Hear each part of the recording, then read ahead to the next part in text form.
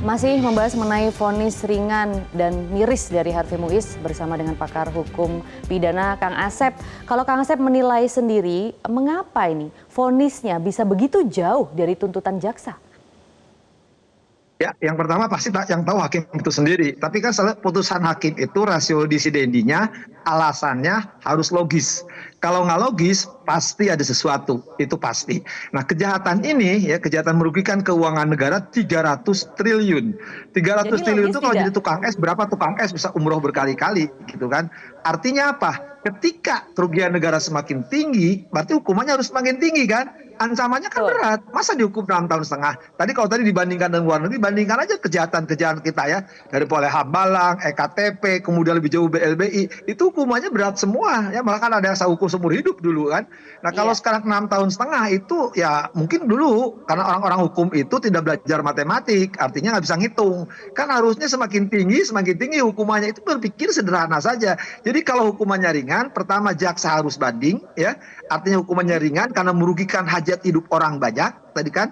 Yang kedua ya, ada apa dengan putusan? Kok bisa setengahnya? Kalau setengahnya sekarang jaksa tidak banding, pertanyaan juga. Ya, ini ada apa juga Oke. gitu. Nah, yang ketiga gitu kan, kalau hukuman ringan ini dibiasakan tidak dibandingkan dengan putusan-putusan korupsi lainnya yang merugikan negara di bawah itu, hukumannya lebih berat dari itu ada sesuatu yang janggal gitu. Oke, jadi tidak logis ya Kang ya. Kalau kita bandingkan misalnya dengan Hambalang, Angelina Sondakh, itu Angelina Sondakh bahkan single mother ya. Dan anaknya Iya, masih makanya kecil. Nah, alasan makanya aneh alasan kan. yang digunakan dia juga punya tanggungan keluarga tuh itu sebenarnya alasannya bagaimana ya Kang? Semua orang punya tanggungan keluarga soalnya.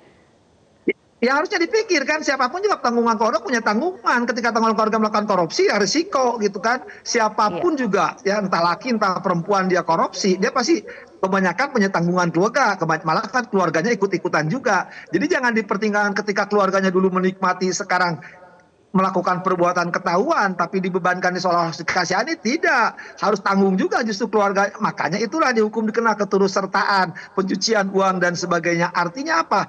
Justru ketika dia punya tanggungan, dia harus mikirkan juga tanggungan lain, yaitu rakyat semesta ini kan. Jangan sampai Iya. rakyat tangis gara-gara hukumannya ya ringan begitu gitu. Iya, oke. Kalau misalnya kita bandingkan juga misalnya Kang Asep dengan kasus Asabri, merugikan negara 2,27 triliun, Jiwasraya 16 triliun. Nah, namun membuat tersangkanya itu dihukum penjara seumur hidup. Padahal itu kasus yang kita memang waktu ini nilai sudah besar ya kerugian negaranya. Nah, ini ada yang lebih besar lagi, tapi hukumannya ringan. Apakah memang seharusnya hukuman yang diterima itu seumur hidup, Kang Asep? Melihatnya bagaimana? Ya harusnya seumur hidup. Bahkan sebenarnya ya, ini tidak, kalau dibandingkan Asabri lebih ringan ya. Karena lebih ringannya kenapa? Dia itu menyangkut hajat hidup orang banyak, menyangkut timah, kekayaan alam yang program sekarang pemerintah mau hilirisasi ternyata dikorupsi.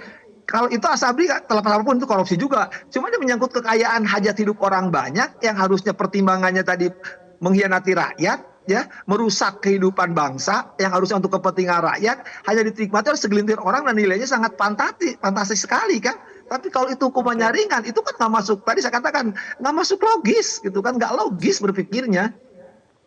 Ya, oke, Kang Asep. Dan juga memang banyak pihak yang terus mengkritisi ini, tidak hanya politisi, tidak hanya anggota DPR, tapi juga ada sejumlah masyarakat. Pemirsa yang akan kita dengarkan pernyataan yang berikut ini. Indonesia merugikan negara dan nggak sedikit gitu, dia menikmati hasilnya gitu. Emang seharusnya untuk koruptor itu kan jatuh hukuman yang lebih pantas gitu ya Mbak. Cuman satu ya untuk apa ya, untuk memberikan efek jerah lah intinya gitu, biarpun para koruptor kita itu jangan seperti itu loh gitu, bahwa dengan gitu dia kan bisa merugikan untuk semuanya gitu, terutama untuk negara, untuk apa. Gak bisa berharap banyak ya sama sistem hukum yang ada di Indonesia ini. Kalau sudah jelas-jelas sebegitu besar yang merugikan negara tapi masih didiskon-diskon, ya kita juga cuma bisa kritisin jadi penonton aja lah. Ya, itu masyarakat saja menilainya seperti itu ya, miris dan lain sebagainya. Nah, Kang Asep, ini belum terlambat kan Kang Asep, di tengah banyak kritik seperti ini seharusnya masih bisa dilakukan upaya banding oleh jaksa kan? Ya, harusnya jaksa nanti banding. Kalau nggak banding jadi tanda tanya. Justru kalau banding mudah-mudahan ditambah gitu kan. Ditambah hukumannya dimaksimal. Itu yang kita berharap. Tapi kita kan sekarang kan PTMA lagi musim diskon. Karena diskon Natal, diskon Tahun Baru. Jangan itu yang kita berharap. Maka tadi wajar ya masyarakat sekarang pesimis, meringis, nangis. Bahkan ya sudahlah kita yang waras ngalah lah gitu kan. Karena susah. Sekarang kan penegakan hukum ya sudah dalam titik nadir, orang sudah tidak percaya lagi ke lembaga penegak hukum karena tadi dipertontonkanlah ya korupsi yang begitu fantastis tadi dengan hukuman yang sangat sangat tidak elok gitu. Makanya saya bilang jaksa harus banding cepat, tapi kalau nanti sampai dikurangi lagi ya kasasi dikurangi lagi ya sudah mau apa lagi. Oke, masih ada harapan tidak Kang Asep? Apa yang bisa kita lakukan Kang untuk terus memberikan tekanan di kasus ini begitu? Ya kalau saya sih harapan harus ada, optimis harus ada. Cuman saya ragu kayak dulu gitu kan. Pasti ujungnya nanti kalau di Mahkamah Agung ya diskon lagi. Ya jangan dong Kang. Oke, kalau begitu langkahnya harus bagaimana Kang? Ya, sekarang nanti jaksa harus benar bikin pertimbangan memori bandingnya harus hati-hati, harus jelas, tegas, tuntas. Artinya apa? Rinci nih, pertimbangan hakim itu ada kesalahannya di mana tadi ya. Hal yang meringankan, hal yang memberatkan diuraikan. Ini menyangkut hajat hidup orang banyak. Perbuatan itu nilainya sangat tinggi. Kemudian juga, di Mahkamah Agung ada pedoman menghukum itu ya untuk pasal 2 dan pasal 3. Ketika kesejahatannya sekian, hukumannya sekian. Nah, ketika ini dilanggar oleh hakim yang bersangkutan, maka pengadilan tinggi harus berani membatalkan putusan. Jadi artinya memori banding dari jaksa tadi ya harus berani mengkuliti putusannya ya. Jadi artinya ini kesalahannya di sini loh, pertimbangannya di sini. Nah, kalau itu kuat tapi nanti masih hakim tingginya ternyata masih katakanlah misalkan dikurangi, ya di memori kasasi harus lakukan lagi. Kalau masih dikurangi, nah berarti ada yang salah. Ini bukan salah di hukumnya, salah di penegak hukumnya. Karena jelas, tegas, tuntas tadi ya sangat-sangat terlalu kelihatan lah kalau hukumannya ringan terhadap putusan yang menyangkut nilainya triliunan, itu ya nggak usah kuliah fakultas hukum lah. Mungkin untuk kita orang-orang hukum harus pindah kuliahnya ke fakultas matematik gitu. Oke, Kang Asep terakhir apa yang bisa kita catat dari kasus ini untuk sistem peradilan Indonesia yang lebih baik ke depannya? Kita sudah belajar dari kasus Surabaya dan kasus-kasus lain. Jangan diulangi lah Anda ini. Udah bukan waktunya hitung matematik. Udah waktunya jangan pakai pertimbangan ekonomis, tapi pakai pertimbangan yuridis. Ya kalau nggak ada apa-apa ya hukuman berat. Ya kalau ada apa-apa masa harus ringan gitu. Itu aja.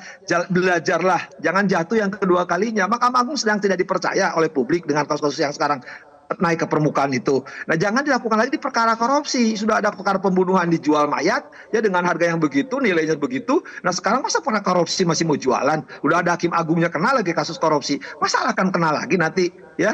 Saya kira pembelajaran berharga dari kasus ini jangan diulangi terhadap koruptor tuh ya, harus dihukumnya maksimal, miskinkan dia ya, hukuman maksimal. Jangan sekarang istilahnya ya yang penting kembalikan, pakai damai, nanti dikasih abolisi amnesti. Ya sudahlah pakai kwitansi aja terakhir. Baik Kang Asep, kita berharap ya ada langkah hukum yang tepat ke depannya dan jaksa ini segera mengajukan banding.